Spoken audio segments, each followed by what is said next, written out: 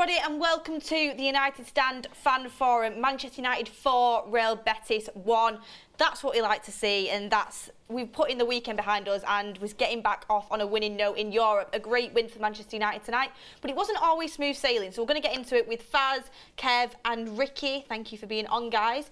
Ricky, I'll come to you first. We were, together today watching the game at Old Trafford, sitting next to each other. I was getting Ricky's commentary live in Old Trafford. You couldn't pay for that. You couldn't pay for that stuff. But Ricky, what did you make of the game?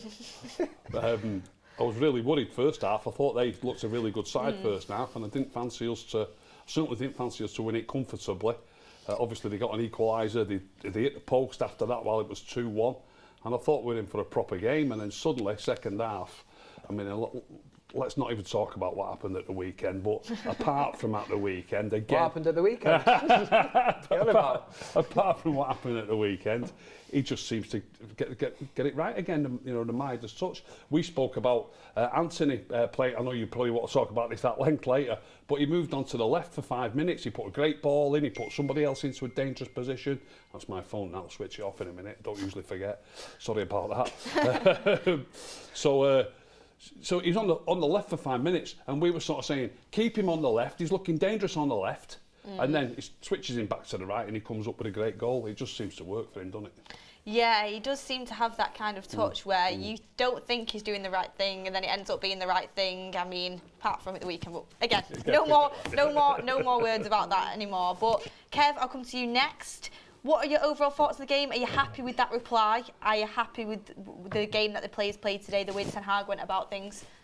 Yeah, it was always going to be built up as some kind of redemption day. I don't look at that. Sunday will live long in the memory. Again, let's not talk about it ever again. Let's just sweep it under the carpet. But it goes a little way to easing maybe the fans' fears about what happened on Sunday. We've got the job done today. For me, it almost is kind of job done. If we're looking into getting into the next round of this competition, the way we went about it, like Ricky says, maybe at half-time you're a bit apprehensive, kind of look at it and think, oh, I don't like the way this one's going. But whatever Ten Hag said to them players at half-time, I think had a huge impact. Players stepped up. After everything that was said about Bruno Fernandes this week, I thought he was absolutely sensational. I think he was back to his menacing best. You're reading stories, aren't you, that he's not captain material. He wanted to come off by ex-players, that are looking at situations saying he waved his hands around, he wanted to come off the pitch. I think he's just put in a great performance today, as if to say, have a bit of that, Exactly, and he topped it off with a goal as well, which is always great to see, a great header. I mean, you know what they say about Manchester United, it gets the headlines, doesn't it, I wouldn't read too much into the stuff about... The thing is, the media would have been circling, they were waiting for United to slip up. The vultures, they would have absolutely loved, back-to-back defeats. It's a great story for the media to print in the papers tomorrow, is Ten Hag the man and all this rubbish, and you think, just settle down a bit, I'm not saying United are back or whatever, but this season, Manchester United... When they've come up against these tricky kind of situations, Ten Hag and this team have responded. You think the Brentford result, we went and beat, Liverpool on the back of that then? Manchester City beat us 6-3. I think we went on, was it a 9-game unbeaten run? Aston Villa beat us, was it 3-1? Another 9 games, kind of unbeaten. So this team is capable of putting runs together.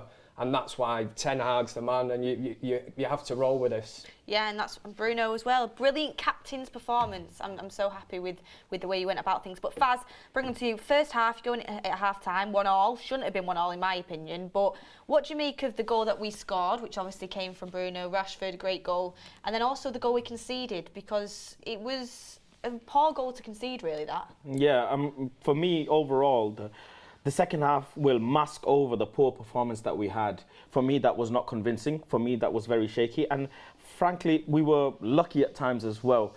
In all honesty, Anthony's goal, Weghorst's goal, they'll mask over the performance that they've had. They've had an ample amount of 1v1 chances, and you can't risk them in a knockout competition as well. If we were playing, maybe a Juventus or someone a bit stronger, those missed chances could bite us back. In terms of the goals that we did score and the goals that we did concede in the first half, I think we were too relaxed.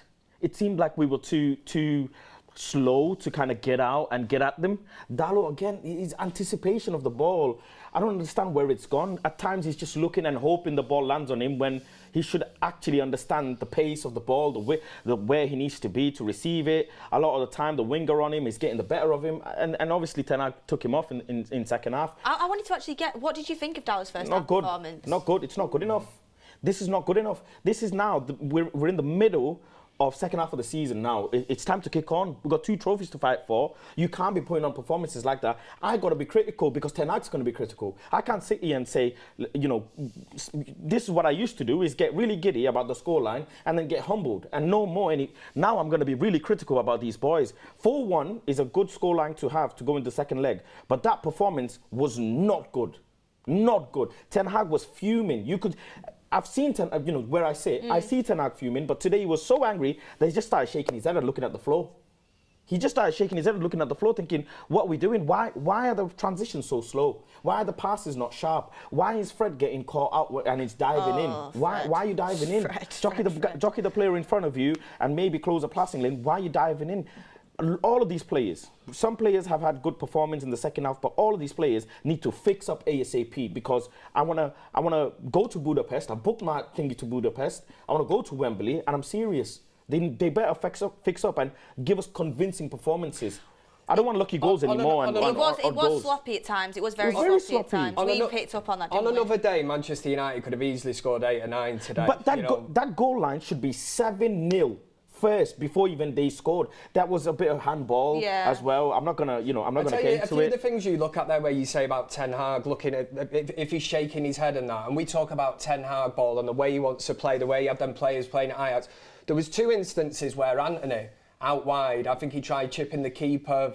He might have even tried it twice.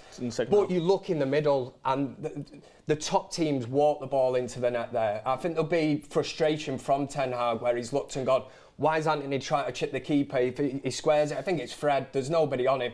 We're talking about just one-touch football. We've seen United do that this season, and we all applaud it. We're like, wow, that is brilliant. There was a couple of instances this evening where I think Ten Hag might have looked at that and thought, this tie could have been wrapped up all together. Very easily. Look at the Betis side when they started getting one-touch passes.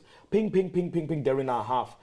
And not even in just our half. They're nearly in our box. And that's a Manuel Pellegrini 5th position La Liga side. That should not be happening. We should not be getting caught. We've got players who have abundance of energy. Casemiro, Fred, Bruno.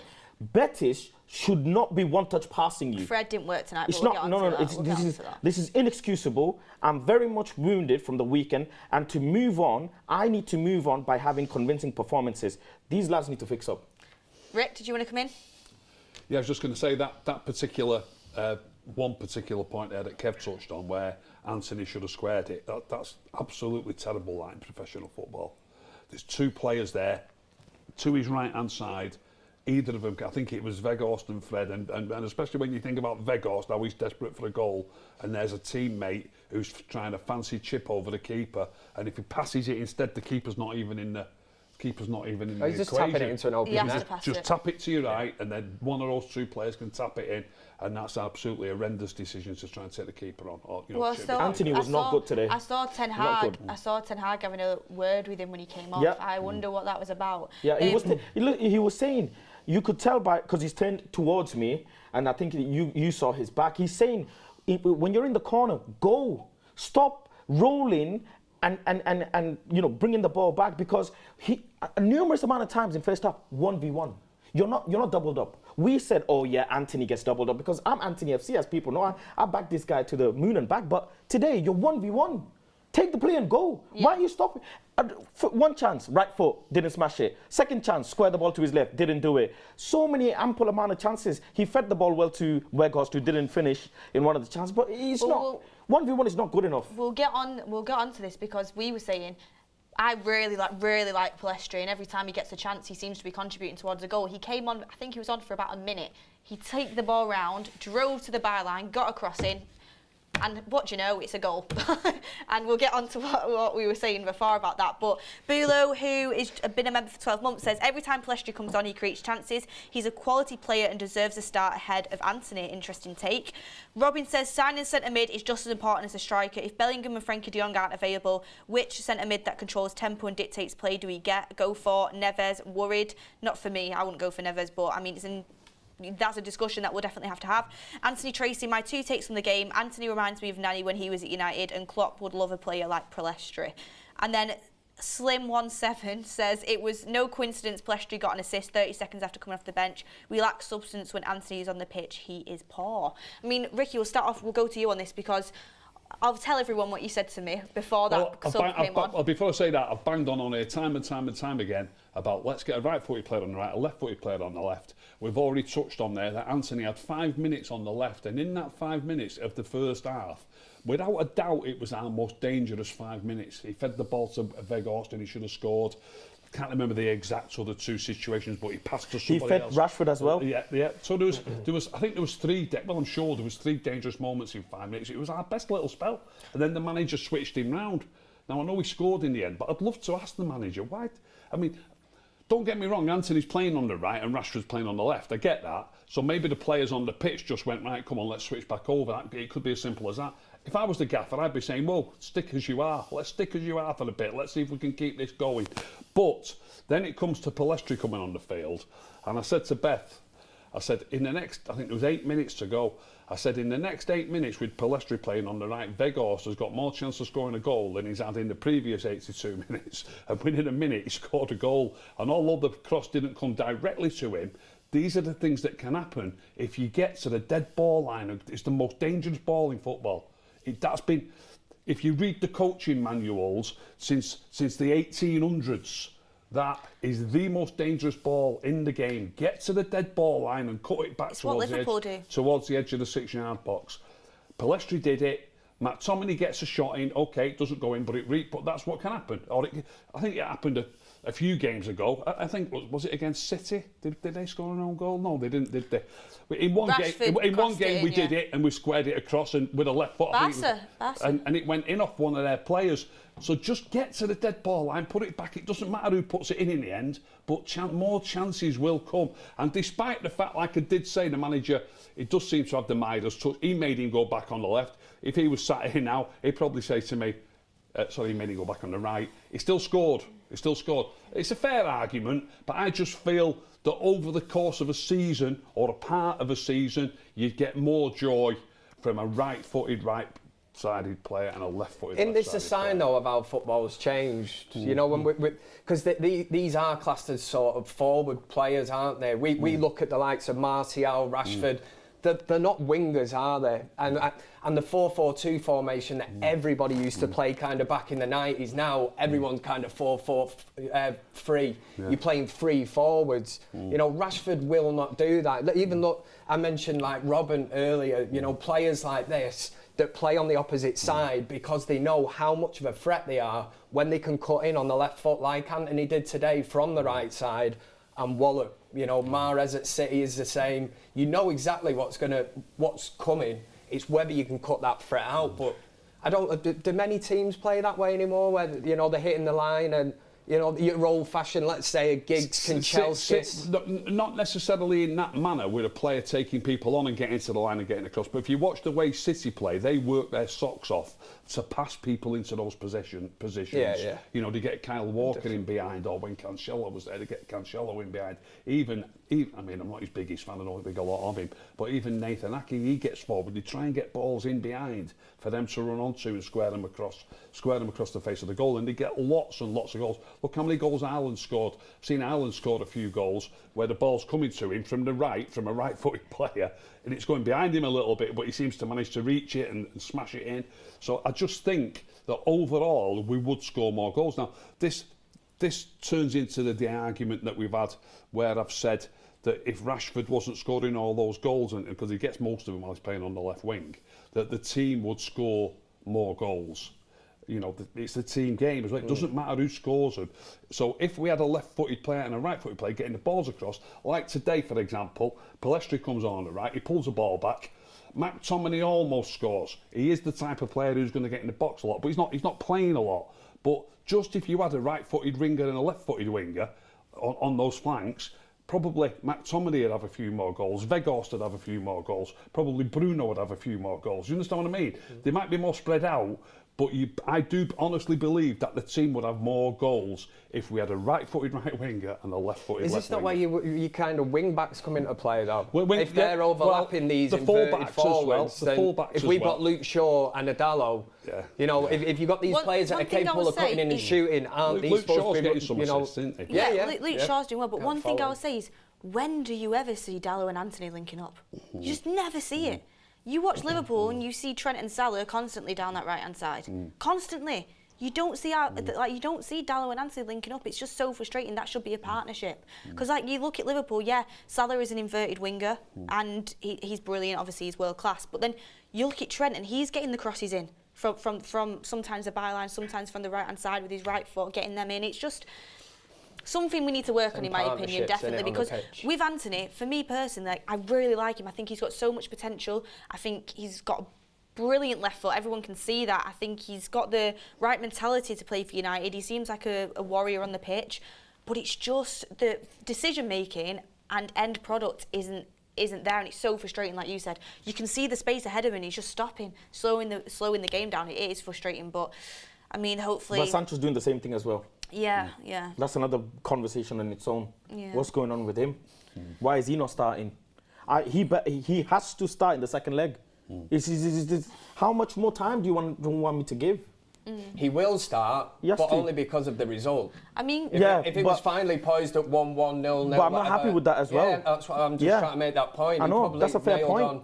As long as he's not injured, he will start that game. Ten Hag will look and think. And when he came on as well, he's tiptoeing, going left, going right, no end product. He's struggling to try to beat his man, or he's struggling to kind of find a pass through. He's not reading the overlap as well. Bruno trying to find him, and he's not read it, and he's stopped. He's like, oh, sorry, I didn't read that I'm supposed to commit. He's not committing.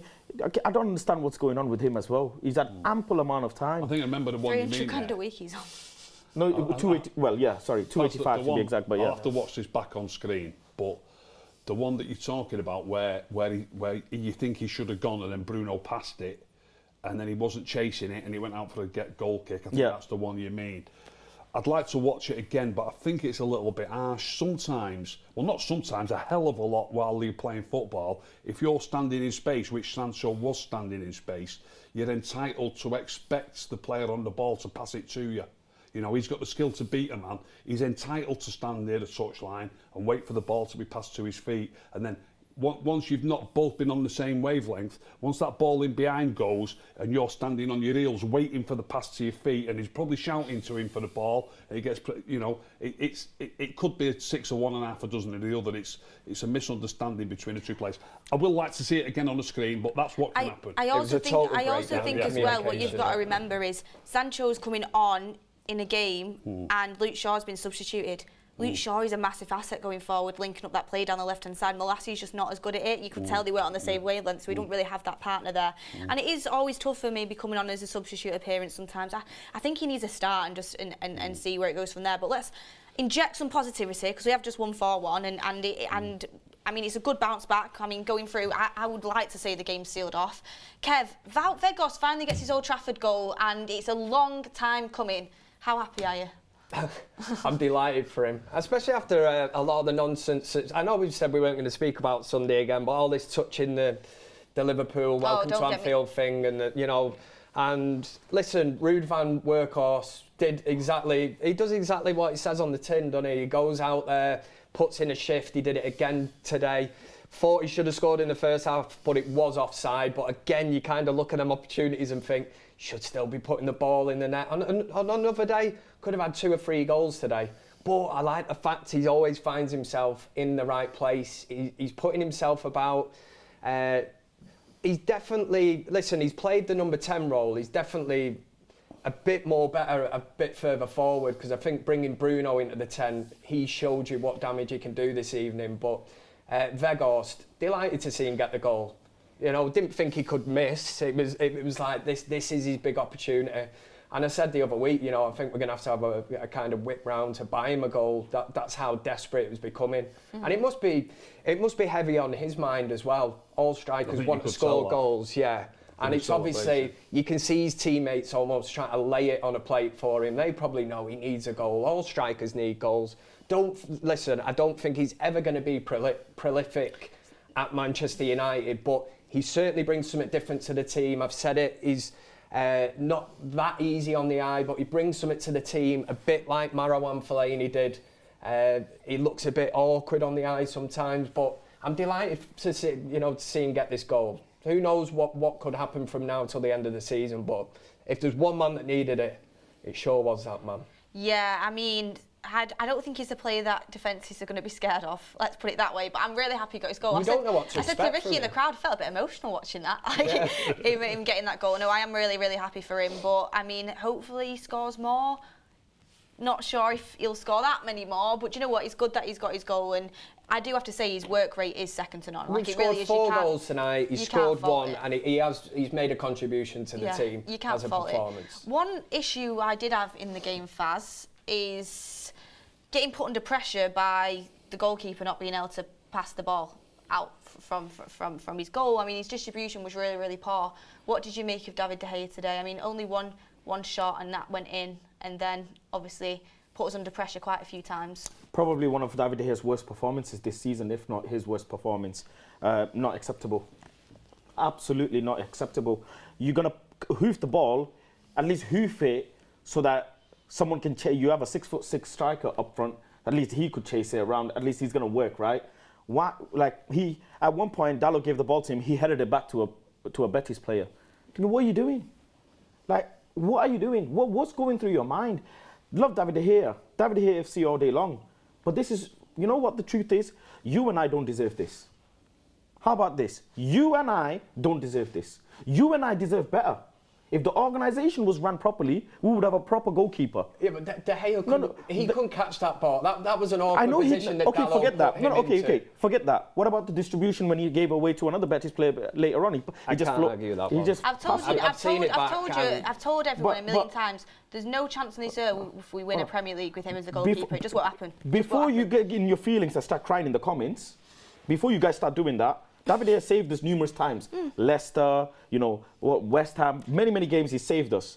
But still, need to be clear. It's the thick of second phase of the season. You need to be serious here. If this is a Juventus side, if this is Man City in FA Cup, if it's Man City in FA Cup, you think we don't get punished with the likes of Foden, with the likes of Mahrez, with the likes of Haaland around, floating around, trying to kill games off? That was one of the worst games he's had this evening. Acceptable. And there is not a shadow of a doubt. The ball he played in that first half this evening, which I've seen it back a couple of times, and I've seen it 3 or 4 times. I do not understand where he's trying to play that. That's not even, I'm under pressure, I'm launching it, out for a throw, wherever it's going to go. I do not understand that. And you are right to say, against better opposition, they will absolutely punish you for Claudio Bravo found his players a lot more accurately today than David De Gea did. And Claudio Bravo, come on now, let's be honest. It's just, people are saying, obviously the amount of times he saved us, it's just, so a lot of the times we wouldn't have been in the positions today if we would have just been able to play the ball out correctly. I mean, it gave 2 free kicks we give away because we got put under pressure, really dangerous areas. You invite pressure on when you can't get the ball out and play throughout the pitch. But I just wanted to speak about it because obviously I always get a lot of stick on here for saying his distribution isn't good, and it is something that massively needs work because a different team, like you said, you're under huge pressure and it could be goals. I still think you might struggle though.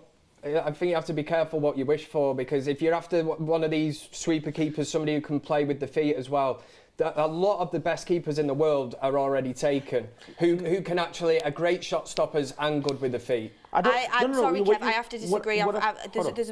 There's quite a few keepers that we could get in that would be very, very good. I'll be honest. Equally as good as De Gea, shot stopping. But David De Gea doesn't have to walk. It's about an all-round goalkeeper. David De Gea doesn't have to walk. Well, that's what I'm saying. David De Gea doesn't have to walk. We just need another option. Why is it harsh for a Manchester United fan, apparently Manchester United is the greatest organisation in the world, to ask for another option in the goalkeeping position?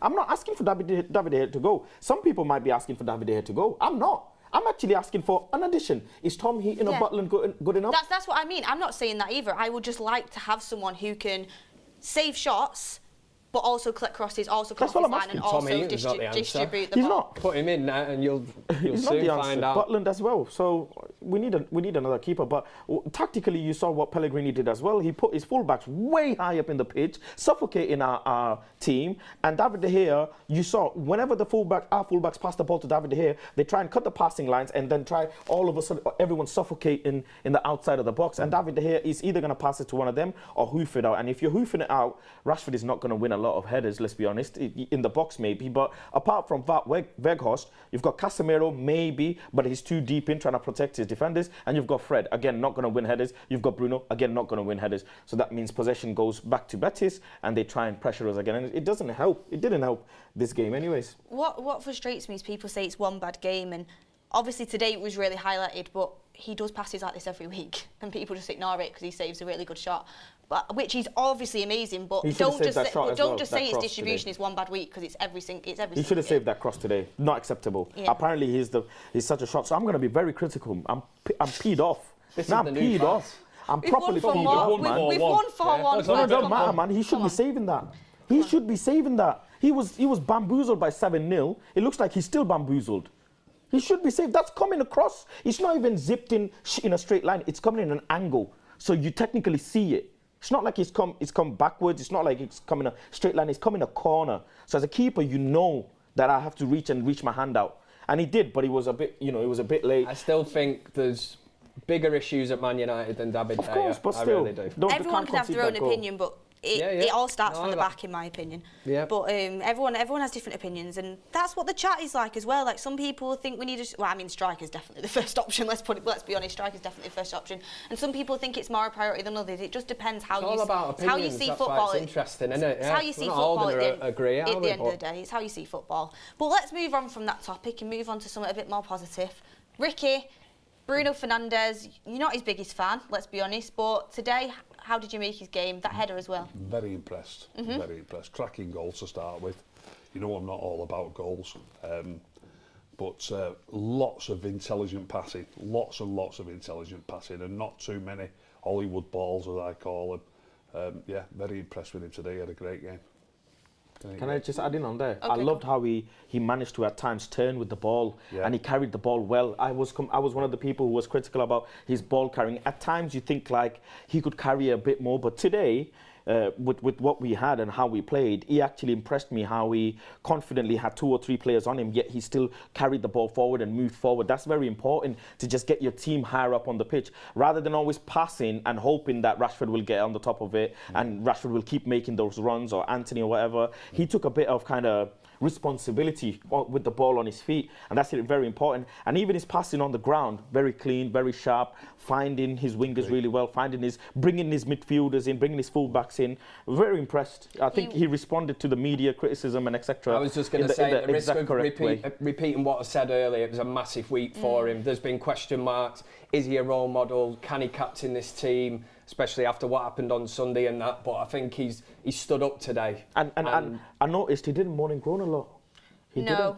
That's definitely, if we can take one positive from Sunday and that performance, it wasn't even a performance, but Bruno Fernandes, the way that it's been highlighted, we've spoke about it on here before. I've said his petulance drives me absolutely crazy. I'll say that as a United fan.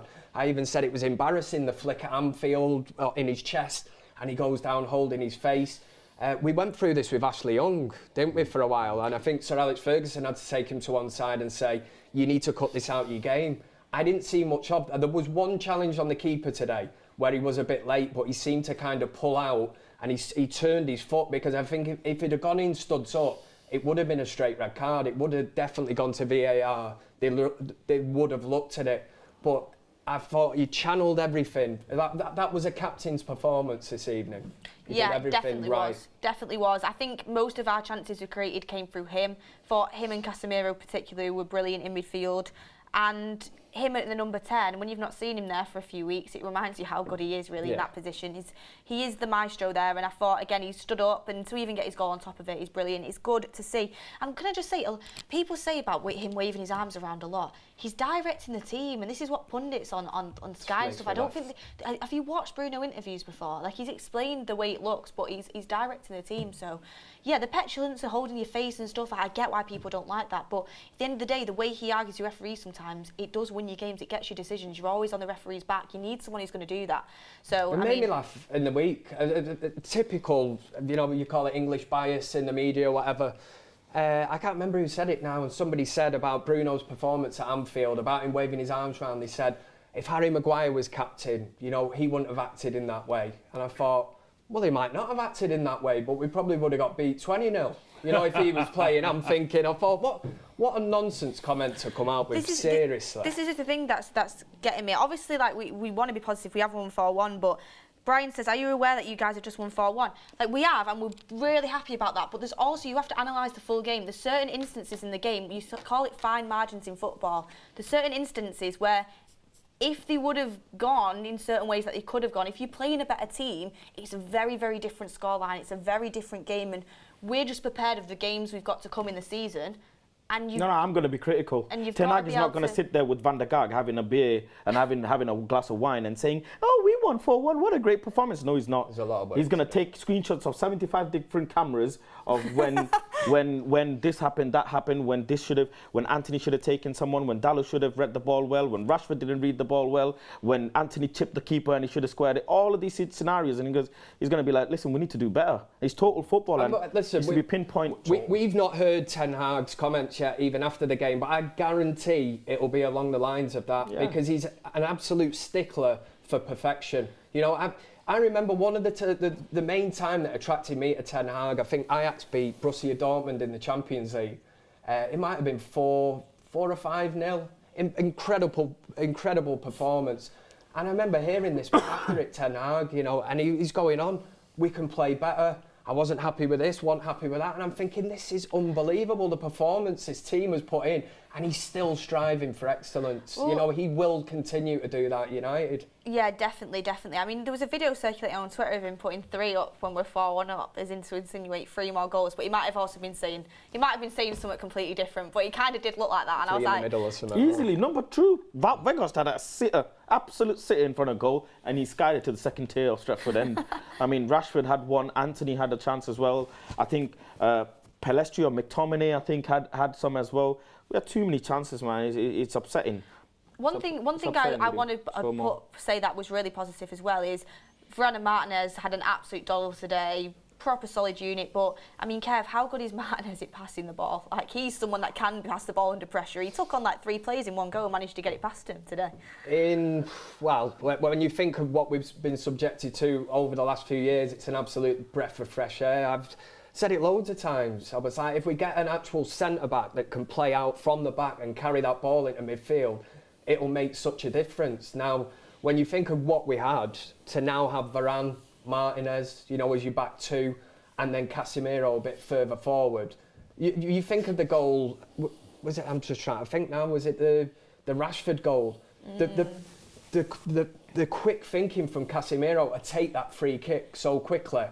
It goes from one at the edge of our box, basically just a defence splitting pass, and United are on the break. It's out to Bruno, it's in the middle, it's in the net. It's just little things like that. That's why I kind of miss Christian Eriksen in that team. He's somebody that's capable of that. Just that quick switch where you go, right, ball down, bang. You could tell the Betis players, they were not ready for that, and we capitalised on that. Just having...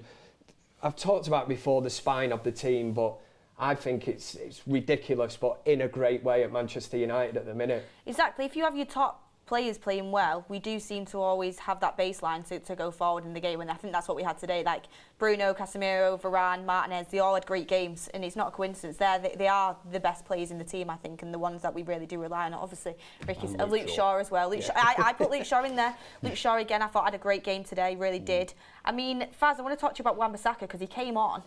on the second half, and I thought he played really, really well when he came on. Always looking positive, always getting forward, a lot of aggression. What did you make of him? I was borderline, just thinking about how I think he was one of the best performers on the pitch overall, even though he just played one half. I mean, Martinez for me was the best, but I think the manager, one of my things is, why are you not starting him? I would love to know why he doesn't start Bissaka and he starts Dalot. Is he trying to, it's like, those lighters, you're trying to light a fire and he's just keep trying with Dalot and he's just not lighting. I think that's what he's trying to do. He's just trying to get Dalot play out of this kind of little rut that he's in. Because it's almost like when he puts Bissaka on, he's like, right, there's my plan B and I know this is my safe plan, I'm going to put you on and it's going to work. That's kind of what it is. He just brings him on at halftime, like, yeah, Dalot, I've tried, you're not going to light today, that's it.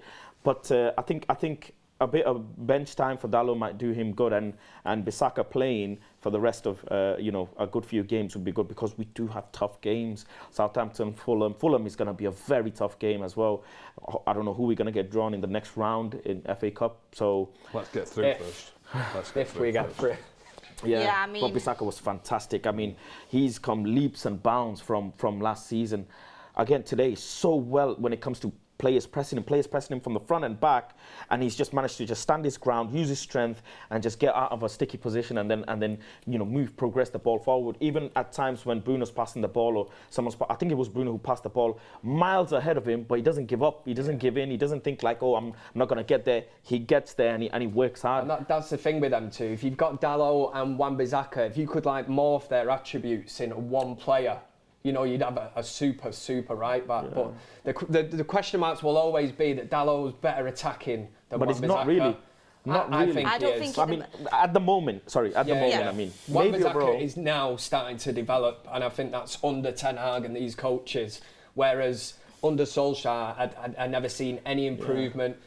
You were always going to get them last-ditch challenges, and get the crowd going, but a lot of that seemed to be recovery work, maybe for himself or positional play, but there's no doubt there's competition for places now there at right back. I wouldn't be arguing with you on that if Bruno had scored his header in the weekend when Dalot crossed it.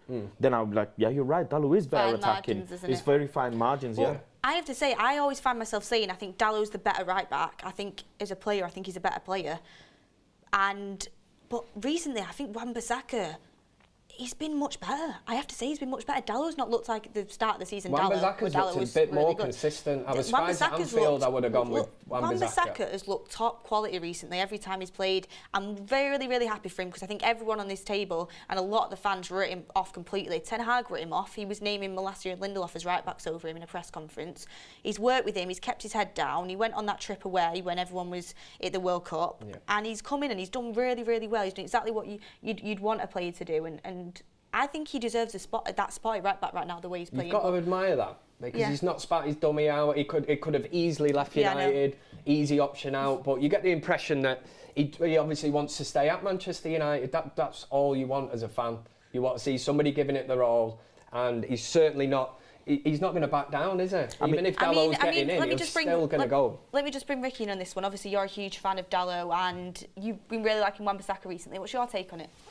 I think it's a tough one. I mentioned this the other day that I said to Adam, you choose the right back. I think it's a real tough one. I was interested listening to what Faz said about the first half today. I didn't really notice that Dalot was having a poor game. I was thinking we needed to take Fred off. I didn't really think he was playing that badly, but I'll bow down if Faz can remember more things. It's one of them ones you have to watch it back, Rick, eh? Exactly, it's difficult straight after the game. It really is, and I will watch it back. But I didn't notice him. I didn't notice any howlers myself. That like we'd noticed De Gea's kicking. There was about 4 howlers in the first half with De Gea's kicking. Anthony, I thought in the first half, too many howlers. Fred, I think Dalot, even if there was a few, they weren't glaring to me like they were with those 3 players. And I would have thought he was the least of our worries. Don't get me wrong, if I say the least of our worries, if someone can come on and do even better, that's fine. But it's also important to, hey, don't get me wrong, I'm about to say it's important to replace the players who were playing even worse, but the manager didn't see it that way. Obviously, the manager saw it like you saw it. One thing we don't know, of course, while we sat here, we don't know for sure that, or do we know for sure that Dalot didn't have some sort of pull or something? Did he have to come off, or was he subbed to strengthen. I think he was subbed because he did it at the Carabao Cup game. It's been a sub he's used before, hasn't he? Yeah. I thought he looked out. It's a difficult choice. I mean, It's a me difficult and choice. you were sat next to each other, weren't we? And we were saying we were surprised that Dallo got brought off. I didn't really see anything stand out that I thought was poor from him today. I thought Fred was maybe the one that was going to go like you said. But it's interesting. It was one of them. While we're on about the substitutes there, I've liked what I've seen of Sabitz. I don't know if you've got him on a list there. I think you're going to come to... Oh, was he injured, Sabitz, or was he not on the bench? No. Right, sorry. Forget that. Yeah, Otherwise, he's injured. I don't know why he's injured. But, I mean, we've got Southampton coming up on Sunday. A game we must win, get ourselves back into contention in the league. Are you expecting to rotate, or are you expecting the same team to go again? I think he'll go with exactly the same lineup. I think he's trying to prove a point. This is something that we touched on about it, what he did tonight. A lot of people said he'll put the same team out because he wants to prove that team is okay and it was just a one-off and blah, blah, blah and all this. And the players have also got to go out there and the players have got to go out there and prove that was a one-off, and they've got to go out there and prove themselves. So I had a look back at the programme and I looked at the lineups for the previous games when we got battered. And after the Brentford game, he made the next game wasn't a league game, but for the next league game, he made 4 changes from the Brentford game. Yeah. And then after we got beat 6-3 by City, he made 4 changes for the next league game. Now this time, he's not made any changes after getting battered. So he's approached it differently this time. I was actually, just as you touched on that then, I was actually going to throw it out and say, was anybody actually surprised that he made no changes considering, the performance on what happened at the weekend? Or did anyone? No. Surprised with Bissaka not starting. That's the only thing. The only one. Yeah, just Bissaka. Because, like you say, he tend, looking at a horrible result like that. Usually, you either rip it up. There could be 6, 7 out of that team. In my opinion, the reason why there wasn't is because I said at Anfield, every single player was awful. I don't think it's fair to pick players out and then just drop them and keep some in. Like, everyone was awful. So you just send them back out and say, look, prove why this was a blip. Say if you start dropping, like, Shaw and Dallo or dropping Anthony and or Val or anyone like that, it's saying to the other players, well, these were bad, but, we need you, so you Sunday can was stay the punishment team. enough, but I think it's good management because I didn't know whether any of yous would go, oh, I would have ripped it up, I would have changed 4 or 5, but I think you're bang on by saying that they were all so bad. It wasn't just a collective, 4 or 5 players that were really bad. But the fact that he stuck with that full team, it's at Old Trafford. Yes, Sunday was bad, but it's almost like, well, now you're going out, you're facing your home crowd, in the Europa League, you go out there and show them that was just a total one-off. Yeah, exactly. I mean, we've got chatting from Lake on the Moon, been a member for 1 month. Most of the issues you all highlight would be non-issues if we had a proper, reliable striker. Why put a ball in the box when Weghorst will miss? I think that means. It's a bit harsh. It's a bit, I don't know, what do you mean, why put a ball in the box? That's the job of the players. Put ball in the box and hope for the best. If the chat comes in, we've got to read it out. But the guy scored with his chest tonight. I know it was given us offside. People have a great finish that. It was his chest. I thought it was his head at first. It was actually, he turned his, Anthony Tracy says Garnacho, Palestri and Ahmad need more minutes next season. Let's get on to that. Faz, right now, are you thinking, if I'm Palestri, every time he's made an appearance, he's literally contributing towards goals, he's making chances. Are you thinking, look, come on now, I need a bit more time? Yeah, I think Palestri, what's Palestri, Ahmad and Garnacho, obviously Ahmad's on loan right now. Of course, Garnacho's proved his worth to the manager now, and the manager said it that, I've asked Garnacho that you are impactful off the bench, but you need to be impactful in 90 minutes as well. And he's also, one of the things I picked up on, he said Garnacho can keep the same intensity for 90 minutes, 120 minutes, which is very interesting to hear, because he's probably expecting players to bring energy into the game when you come on. The amount of running that Palestri did straight on after he came, I was like really impressed. But I don't want to reward them too soon. You want to keep them hungry. You want to keep them craving for more minutes. You give them starting minutes. Please do remind me the game that Garnacho started, and then we were like, West Ham. He should in the league. He shouldn't start. He shouldn't this. He shouldn't that. And there were loads of things flying about. He's not good enough. Oh, people just... It was not needed, but that's the fan base for you, right? You asked for this, and then they start and then they have a poor performance or a shaky performance, you turn your back on them. I think the manager's doing well. Anthony's clearly the more senior player, and he's using Anthony more. Would Pellistri have scored the goal like Anthony did today? Probably not. So Anthony kind of helped us with that because he took you'll say you created more chances. Sure, no, that's fair. That's fair. But what I'm saying is, because Anthony got the goal, it took the pressure off us a little bit and kind of got us attacking a bit more in a different way. But look, Pellistri came in and got an assist, and he'll take loads of confidence from that. He'll take loads of positives from that. And I hope that he actually starts him in the second leg, because the scoreline is rightfully, allows him to take a bit of risk and a bit of chance. And then rest is needed. But my most important is not those guys, it's actually Ahmad as well. I'm not that worried about Ahmad. I'm more worried about Jadon Sancho, because Jadon Sancho is a senior player. Wages is something I'm not going to talk about because it doesn't matter to me, but we brought him in to be our, one of our main players in our front line. This manager wanted winger after winger after winger in the transfer windows. He wanted Hakpo, he wanted Nunes, we were linked with Depay, we were linked with X, Y, and Z. I mean, we were linked with Felix, we were linked with Choupo-Moting, we were linked with so many forward attackers. I'm just thinking, what is his plan with Jadon Sancho? He sent him off, he's come back, thinking he's going to play him in a 10, does a bit okay, back to bench again.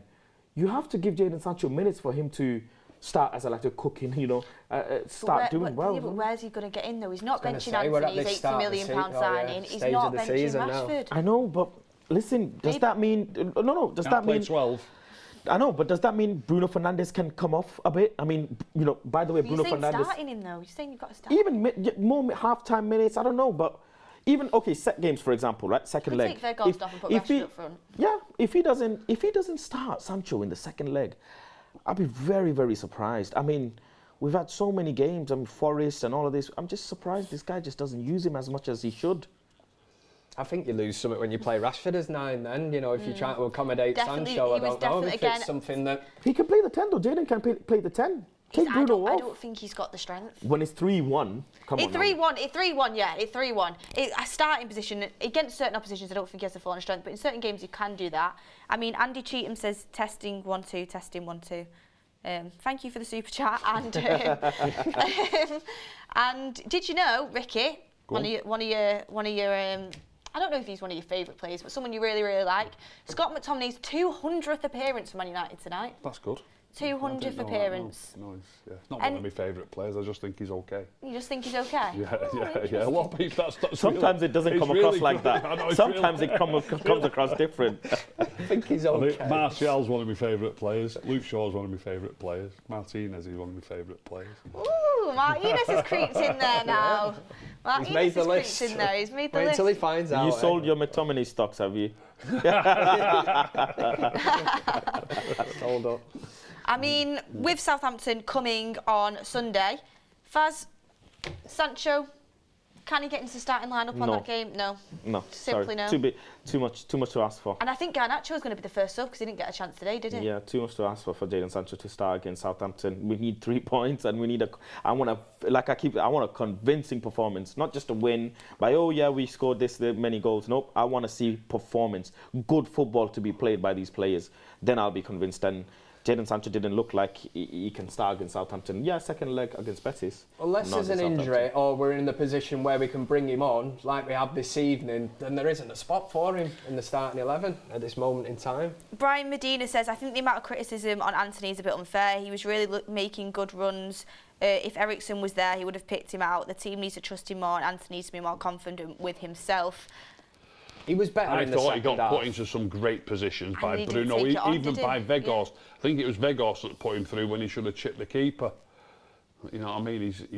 He did get put into some great positions, Anthony, today, where he should have done. Got a bit greedy after he scored his goal. You could just tell. Yeah. Do you think? But yeah. If you think no, but do you think that's what it was? Because I think Anthony's just that type of player anyway.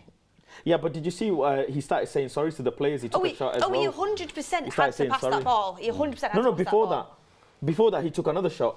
He just rolled for a goal kick, and then he started apologising to everyone. It trickled about 4. Yeah, he just started.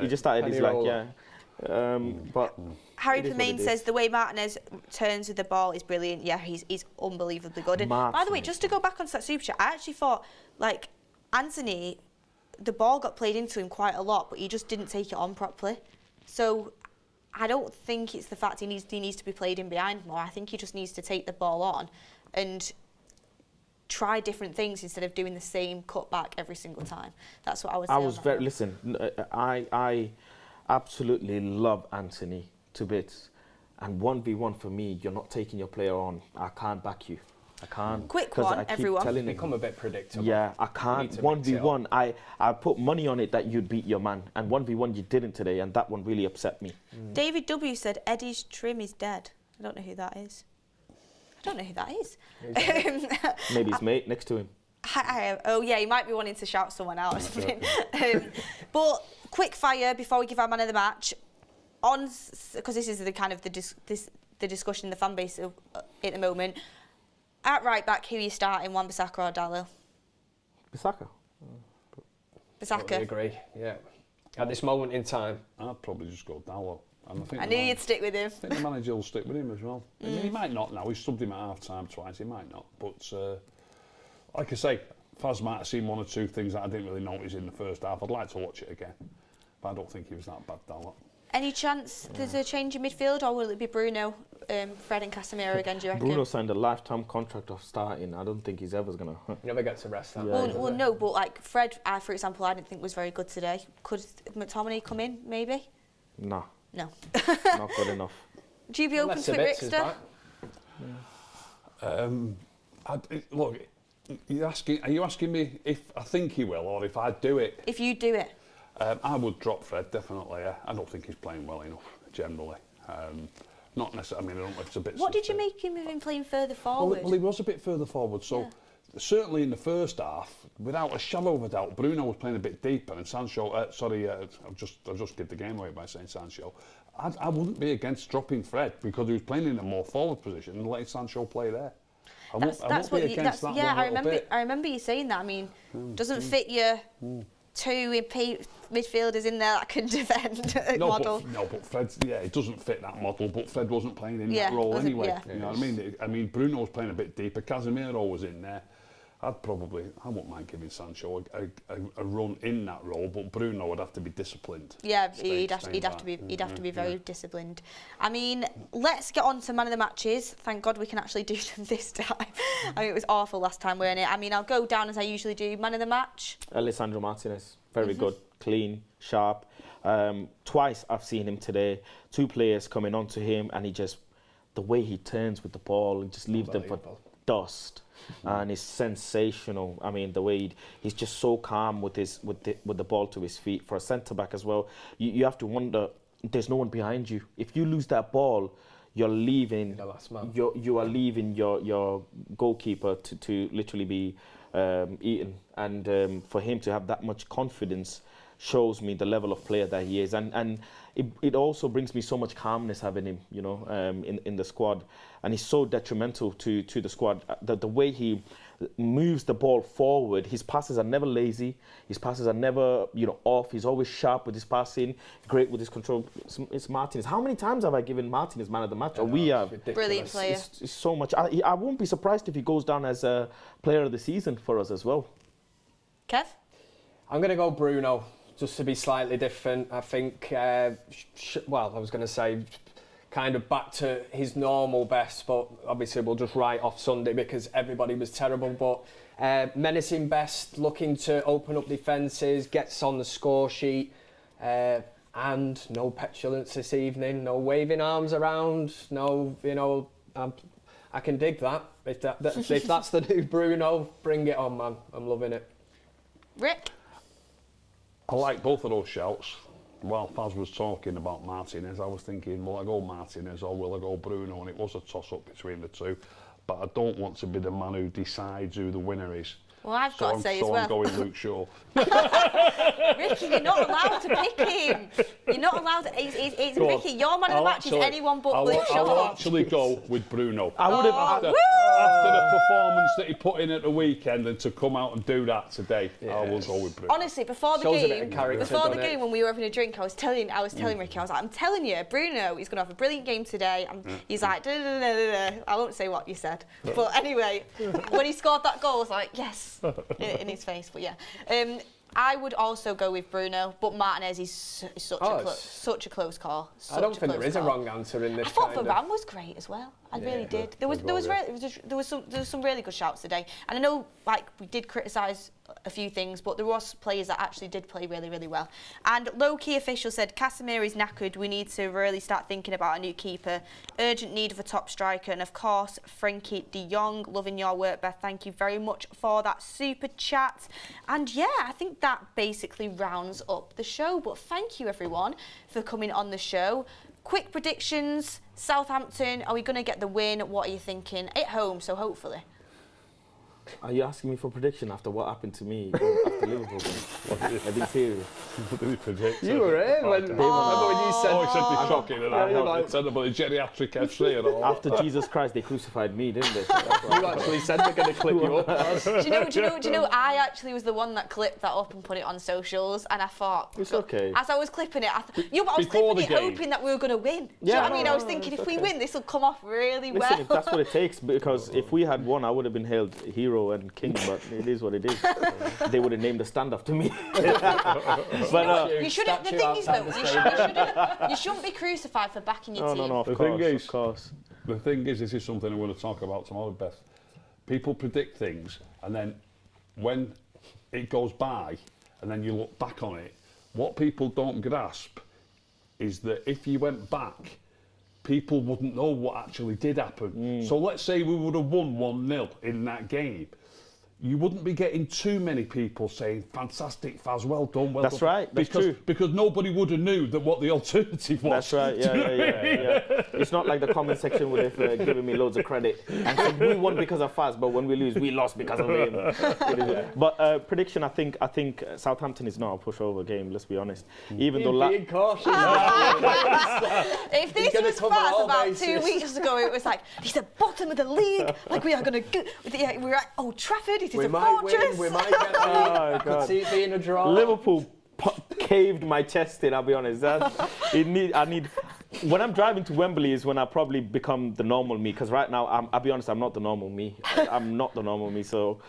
I'm just saying 1-0 until we have a convincing performance. Liverpool really damaged me, I'll be honest. And then watching Ricky in the sun saying, right, this, that, I was like, oh, Ricky, you had to, didn't you? And he said, after the dust has settled. I was like, yeah, of course. Dust has settled and the nail in the coffin. I've just been told that we haven't lost to Southampton since 2016. So I'm hoping that sets us up. Kev! No negativity here. No, I'll go on the positive. Yeah, of course we'll win. There's not a chance we're losing this game. What are you saying, Ricky? I don't even think we'll... Mr. Cautious. That Old Trafford will win. I'll go opposite to cautious. Southampton on Sunday will be the first team in Premier League history to lose 9-0 3 times. How's that for a prediction? So you think we're going to win 9-0? I'm not saying that. He's absolutely. He's gone because they have lost 2-0, 9-0 twice. You've literally just gone from hot to cold. The Godfather will be here for the next show if it's 9-0. I think we'll beat them comfortably. I think we'll beat them comfortably. If that happens, I'm just going to need Ricky to sit there, and you know that filter where the sunglasses come down, the music come off, and he just there like that. You know the crazy thing is he can say this because he doesn't check his notifications. So you can clip him all he wants. He'll be getting a tan in somewhere in Spain. He won't care. And then he'll get his phone out and he'll say, now that the dust has settled. A lot of dust settling. Kev, 9-0 on the cards. I'd like to be that. I'm not that optimistic. 7-0. If I had a couple of pounds, I'm not sticking it on 9-0. That's outrageous. But it's happened before. We'll win. We will win this game. I think we'll win as well. And last super chat of the day, Brian Massarodze. I don't know if I've said that right. The balance that Luke Shaw brings is underrated. Well, it's rated by everyone on this panel. He's a very, very good player. Underrated? Yeah, he said underrated. Wow. This is his first time watching the United stand, mate. I don't think he means by us, does he? There's a few people that do underrate him, but yeah, a lot of people in the chat saying that we're going to win 3-0, 5-0, going around, a lot of 3-0s going in, and yeah, everyone make sure you like, share and subscribe the show. It's a good one. We're back to winning ways, 4-1 against Betis. Hopefully that's the tie near enough wrapped up, but I mean, next week in Seville, hopefully we can get that wrapped up there. And Southampton at the weekend as well. Let's get back on track, because at the end of the day, we're still on for another 2 trophies this season. We want to try and get as close to that as possible. Also, Ricky gave you a sneak preview before. Tomorrow, 4 p.m. on the United stand, Beth and Ricky are doing a show. I'm going to tell him why Bruno Fernandes is one of the best players at Manchester United. I'm going to sell my idea to him, and he's going to obviously put me in my place quite a few times as well, but make sure you tune into that tomorrow. Have you got a referee, by the way? I was just going to say, you need a referee. Yeah. Do you know what will happen? I'll just end up saying, oh, you know what, all right, Ricky, you're right. But no, thank you everyone for watching the show and getting involved. Thank you to our guests, Faz, Kev and Ricky, and we'll see you on the next one, everyone. Thank you for watching. Have a good night.